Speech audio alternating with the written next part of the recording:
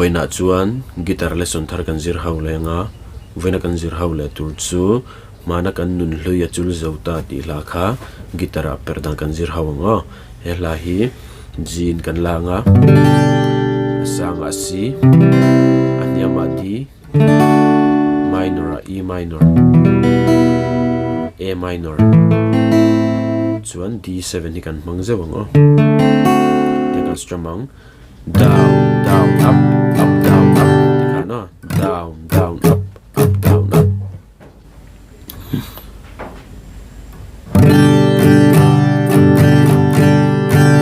anakan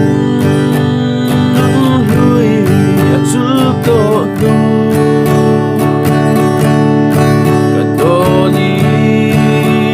nom kwa har ngei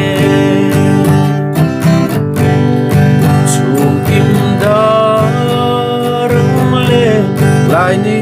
te zong kha mua lan lia man lai sang dâu ta lung min le tin kim ka ton kholi ko langui lai ni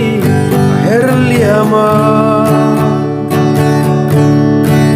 lang lo daye irun kaina san klai po arma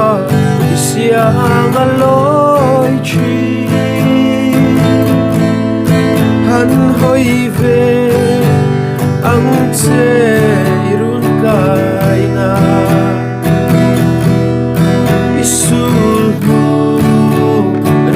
lang ngadai